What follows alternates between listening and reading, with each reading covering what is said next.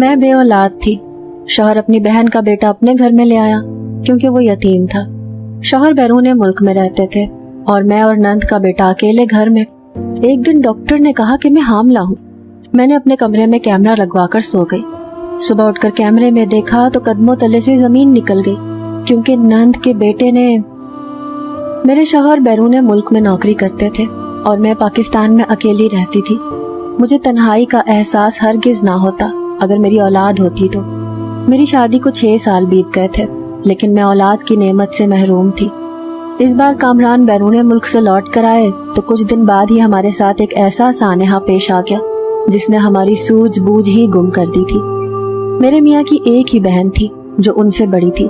उसकी शादी मेरी शादी से 8 साल पहले हुई थी। उसका बस एक ही बेटा था जो 14 बरस का था।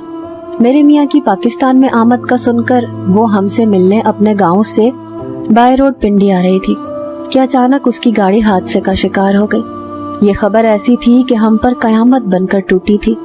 जब तक हम लोग हॉस्पिटल में पहुंचे, मेरी नंद और नंदोई वफात पा चुके थे। उनका बेटा जिंदा बच गया था, लेकिन उसे चोटें आई थी।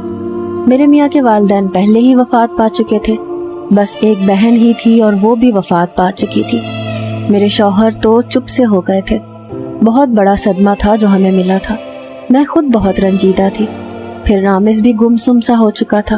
उस बेचारे के तो माँ बाप दोनों ही उससे हमेशा के लिए बिछड़ गए थे। मैं कभी उससे दिलासा देती तो कभी अपने शौहर को। 1 महीना हमारा इसी गम में गुजरा था।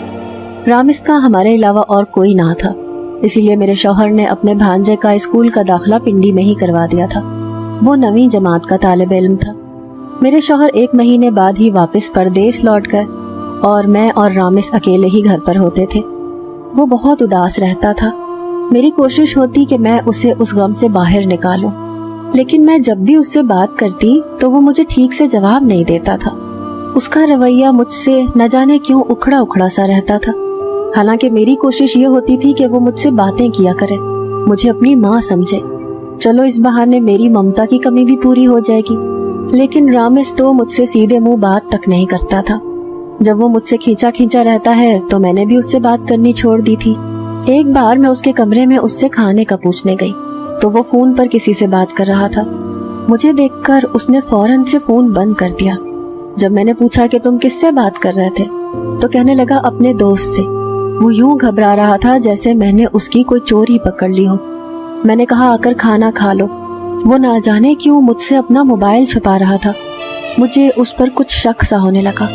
मैं अब उसकी टोह में लग गई थी, लेकिन मुझे नहीं मालूम था कि मेरा ये इकदाम मुझे एक बहुत बड़ी मुसीबत में डाल देगा। मैंने रात को रामिस के कमरे में गई। वो सो रहा था। उसका मोबाइल ऑन करके देखा तो मेरी आंखें हैरत से फटी रह गईं। वहाँ गैर इखलाकी किस्म की तस्वीर और वीडियोस थी जो शायद वो देखता था। मुझे ये जानकर बड़ा अफसोस सा हुआ। उस पर गुस्सा भी बहुत आया कि उसे शर्म नहीं आती ये सब देखते हुए। मैंने उसका मोबाइल लिया और अपने कमरे में रख लिया। अगले रोज रामिस खासा परेशान था, शायद अपना मोबाइल ढूंढ रहा था। शाम को मुझसे पूछने लगा, आपने मेरा मोबाइल कहीं देखा है?